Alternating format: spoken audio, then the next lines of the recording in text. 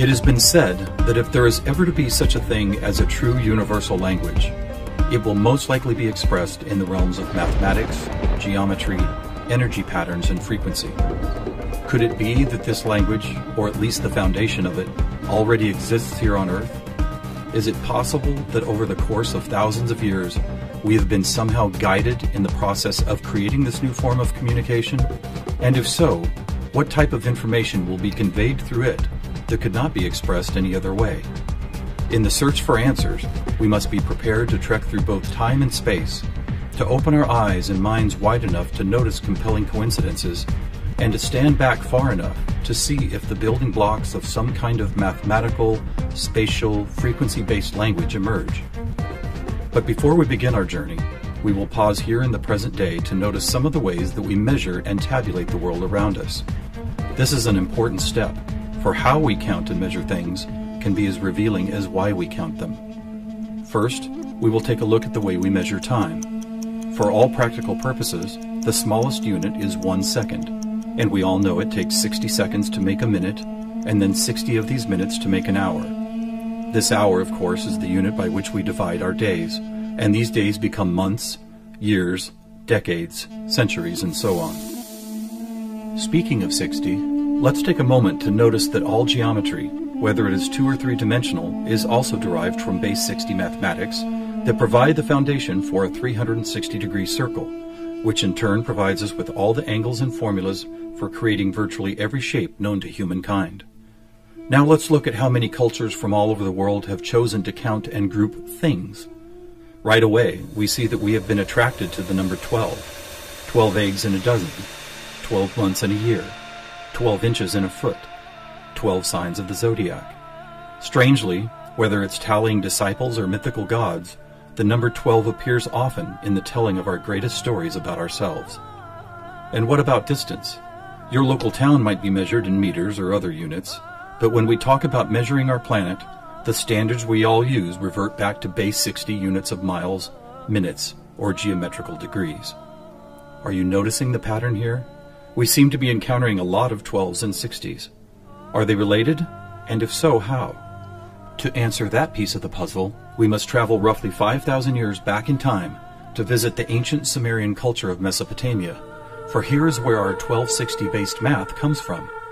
This counting system, which was invented by the same people who produced the world's first written language, involved counting the knuckles of the 4 long fingers on one hand and then multiplying them by all 5 digits on the other hand.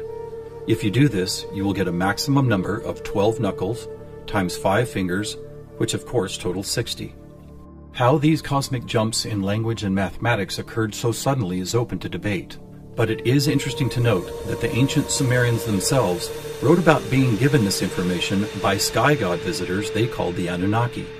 Who and what the Anunnaki were is a hotly contested subject, but one thing that cannot be denied is the fact that over 5,000 years ago, a mathematical system was born that incredibly still serves us today. So now that we have our various units of measurement, all based on the Sumerian 1260 counting system, let's jump forward to a few pivotal moments in history and see what other numbers, patterns, and synchronicities appear.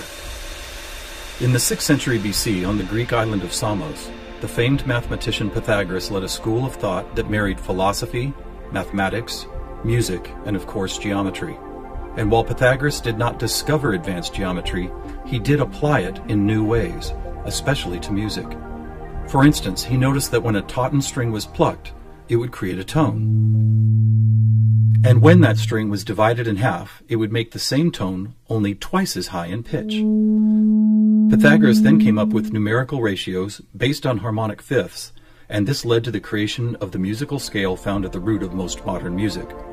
It is important to note that according to Pythagoras, all musical notes were found by using mathematics, and as such were given number values according to their placement in a kind of master grid. For instance, by using fifths beginning from note number 1, he was eventually guided to note 27. And to find the same note twice as high in pitch, he simply kept doubling it to 54, 108, 216, 432, and so on up the scale. If you've ever heard of Pythagorean tuning, you know that the number 432 is quite important. To Pythagoras himself, it probably wouldn't have stood out more than any other in his numerical grid. But in our quest to find a universal language based on mathematics and frequency, this particular note represents a significant piece of coincidental evidence. You see, many ancient musical instruments, from Tibetan bowls to Native American flutes, happen to produce the same tone, a tone that vibrates at 432 cycles per second. That's compelling, but even more intriguing is the fact that Pythagoras was not calculating vibration cycles to find tone 432. It just happens to be the same number. What's more, for decades, most modern musical instruments were also tuned to this same fourth octave A, with a value of 432 cycles. How could this be? Who chose this particular note as the keystone for instrument tuning, and more importantly, why? Here is where a deeper mystery begins to emerge, and to explore it, we will need to go back to Pythagoras' other passion, geometry. It is not an exaggeration to say that to Pythagoras and his disciples, geometry and math held a key to the nature of all life everywhere, and maybe it does. Let's look at the first four geometric shapes, the circle, triangle, square, and pentagon. In each of them are angles of degrees that, when added together, always total a specific number relative to that particular shape. For instance, if we take a triangle, the sum total of all three interior angles is always 180. For both the square and circle, it is 360. For a pentagon, it is 540. Now at this moment, let's step back and look at these numbers in a different way, as there seems to be something about them that reaches beyond a simple sum of angles. Did you notice that they happen to be in the same numerical neighborhood as tone 432? What's more, they all add up to 9, just like 432. As an experiment, let's take a look at the numbers found in basic geometric shapes, then apply those numbers as vibration cycles to hear the tones they produce. First, let's listen to what the 180 total degrees contained in a triangle sound like.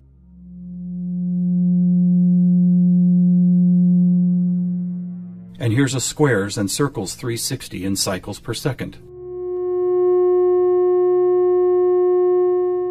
A perfect octave up from the triangle. What about the pentagon at 540? That sounds like a harmonic fifth of the other two. That's interesting. What are these tones? They are F sharp and its perfect harmonic fifth of C sharp. Let's keep going. What does a hexagon 720 sound like? Another F sharp. Here's a seven-sided septagon, which totals 900. This is an A sharp, which happens to be the note required to complete an F sharp major chord in perfect three-part harmony.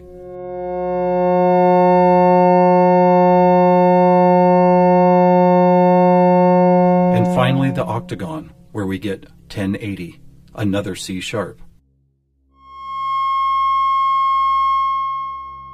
Suddenly, geometry is expressed by tones, and these tones just happen to create the most beautiful form of music, a perfect three-part major chord in the key of F sharp.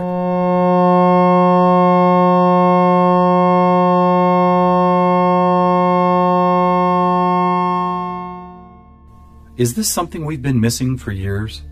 Is it important? To the famous philosopher and mathematician Plato, the answer would have been a resounding yes, for it is Plato who advanced the study of two-dimensional geometry into three-dimensional geometry, and who began to recognize that nature, whether expressed as a tone, the petal design of a flower, or the spiraling design of a seashell, seemed to follow a 3D mathematical pattern. In fact, it became an obsession of Plato to try and find the simplest three-dimensional geometric shapes, and his quest ultimately revealed what we now call the Platonic solids. In essence, these forms represent the most elemental construction blocks found both in human-made and natural forms. So let's see if and how they fit into our geometry tone grid. First, there is the tetrahedron, or a three-sided pyramid comprised of four interlocking triangles. As we did before, let's add up all the angles found in those four triangles. The answer, 720, which we have already seen is the tone F sharp.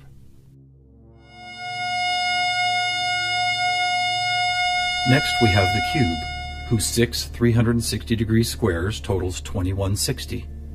What does it sound like?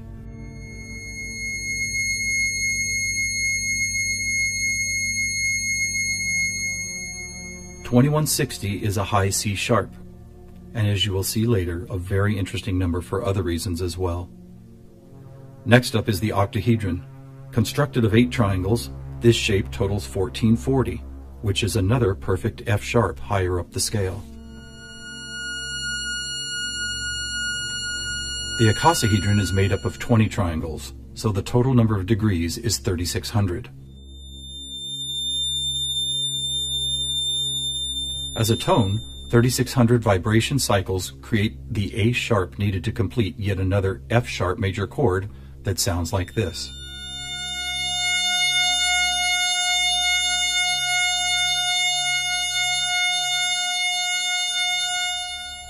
At this point, we have seen how 2- and 3-dimensional geometry can be expressed by the notes found in an F sharp major chord. Could this also be true with what is known as sacred geometry? To find out, we will first need to build a design called the germ of life, which, when repeated, goes on to reveal the seed of life, then flower of life pattern found at sacred sites all over the world. First, we start with a circle at 360 degrees, which is the familiar F sharp. We then add our second circle, bringing the total to 720, another F sharp. 3 circles totals 1080, which provides the harmonic fifth of C sharp. 4 circles is 1440, another F sharp. 5 circles totals 1800, or the A sharp needed to once again provide the harmonic third of an F sharp major chord. And finally the 6th circle, which brings the total to 2160, another C sharp. Amazing! It's as if we can now both see and hear the flower of life pattern that has intrigued humankind for thousands of years. So now we have 2-dimensional geometry, 3-dimensional geometry, and even sacred geometry being represented by different variations of an F sharp major chord. How is this not common knowledge? How have we missed this connection? There are actually 3 explanations. 1, for reasons ranging from the mundane to the conspiratorial, musical instruments are no longer tuned to an A vibrating at 432 cycles per second, but rather 440. 2, modern tuning calls for equal temperament, which no longer adheres to Pythagoras' whole number simplicity. And 3, the tuning method required to reveal geometric shapes is based on a mathematical grid rather than mathematical ratios.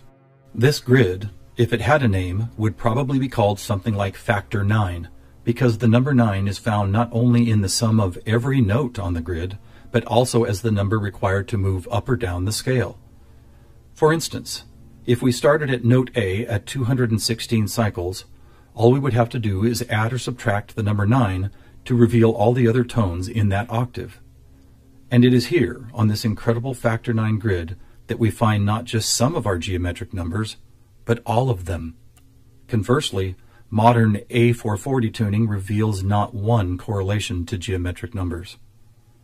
Now let's go back for a moment and take a look at one of these numbers, 2160, the number expressed by both the cube and the germ of life pattern. You may have already noticed that without the 0, it is exactly half of our magic 432. That's worth noting, but what is even more intriguing is the way this number keeps showing up in other large-scale measurements. To discover one of these measurements, we will need to jump forward from Plato's time to when the Mayan civilization was flourishing. Roughly 1500 years ago, Mayan stargazers were the most accomplished astronomers the world had ever known. Their concept of cyclical time led to many incredible discoveries: the accurate length of a year, the exact dates of seasonal changes, even the moments when solar and lunar eclipses would occur. But their most amazing discovery was of something known as the precession of the equinox, which makes note of a very slow wobble of Earth's axis. Somehow aware of the fact that this wobble takes 25,920 years to complete, the Mayans called this cycle one great year, with each of its 12 great months requiring 2160 Earth years to complete. And what about this? Did you know that the diameter of our moon, when measured in miles, also happens to total? You guessed it, 2160. Lastly, watch what happens when we apply simple division to this highly synchronous number. 2160 divided by 2 is 1080, the angle sum of the octagon. By 3, 720, the total of the hexagon. By 4, 540, the pentagon. And by 5, Are you ready? It's the ketone of 432.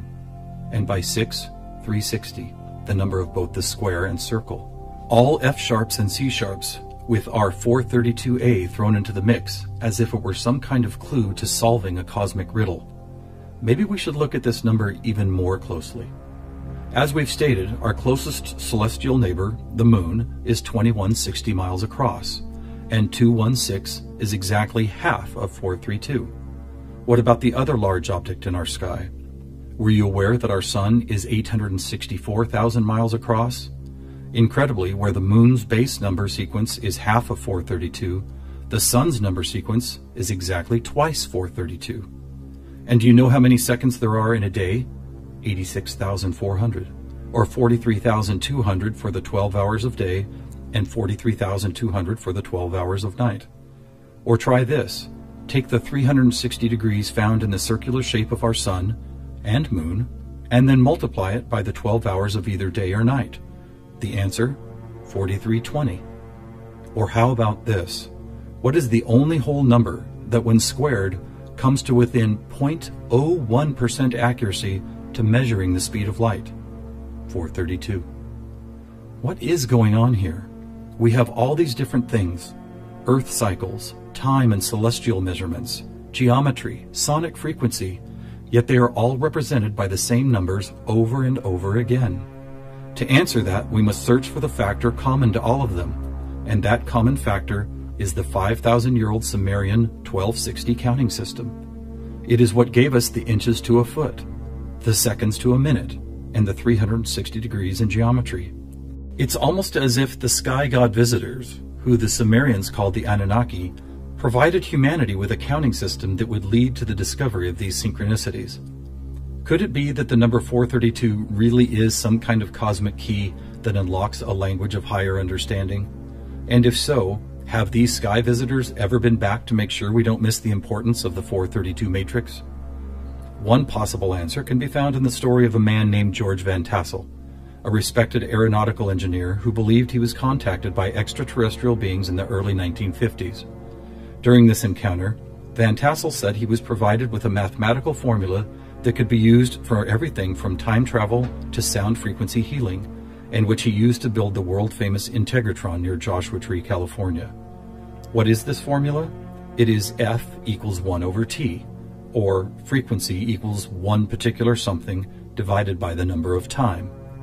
Well, what if that one something was the biggest one on our planet, the one great year of 25,920 discovered by the Mayans? And what if the number for time was the most logical choice of 60? Suddenly, this mysterious equation is expressed as frequency equals 25,920 divided by 60. Are you ready for the answer? It's 432. Not only the frequency that instruments all of the world have been tuned to for thousands of years, but also the number that reveals the synchronistic nature of life on this planet.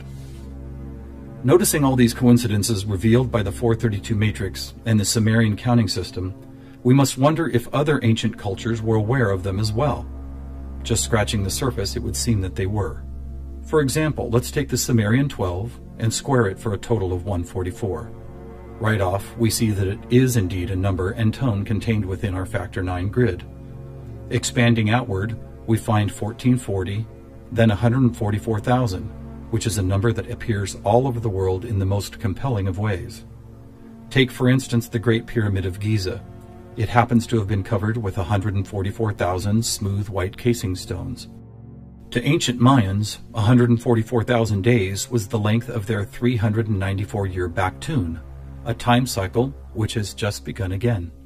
In the Bible, we read that there will be 144,000 chosen ones redeemed from the earth prior to the apocalypse. Obviously, number sequences like these have been significant to many different cultures and religious sects, and to one enigmatic group in particular, the Freemasons. Were the earliest Masons, the supposed keepers of sacred information, also aware of the factor 9 grid, the 432 key, and the number 144,000? Their infatuation with the numbers 3 and 13 might be telling. For instance, if you divide 144,000 by 432, the answer is 333.3 into infinity. Or take a look at the back of a dollar bill. That famous unfinished pyramid could be revealing some interesting clues. For instance, there are 13 steps climbing the pyramid, and 13 times 33.3 is 432.9. Even the shape of the flat-topped pyramid appears to be made as if someone had drawn 4 dots in a line, then 3 above it, then 2 above that, and then connected those dots to reveal this iconic shape. And of course, let's not forget that the square root of our all-important factor 9 grid is 3 threes. Who else knew about 432? The answer is surprising. In India, large cycles of time are called Kali Yugas, and each one is 432,000 years long. In fact, the number 432 appears so often in sacred structures and myths, from Stonehenge to the pyramids, that author Joseph Campbell could not help but see it as the most important mythological number in history. So what do we have here? What is it that's trying to be expressed by all of these coincidences? One answer is that over the course of history, we have been somehow guided toward both the subconscious creation and eventual conscious recognition of a grand pattern based on frequency, mathematics, time, space, and geometry. Quite possibly, these synchronistic numbers, shapes, and tones represent the building blocks of a language that we do not yet fully understand, but could turn out to be the most important language we will ever learn. How will we use it? Who will we be conversing with? Time will tell. Thousands of years ago, from locations all over the globe, various prophets, shamans, and seers described an era when humanity would make some kind of cosmic leap into a next level of consciousness. Here, at the dawning of the age of Aquarius and the start of a new Mayan Baktun cycle, maybe it's happening.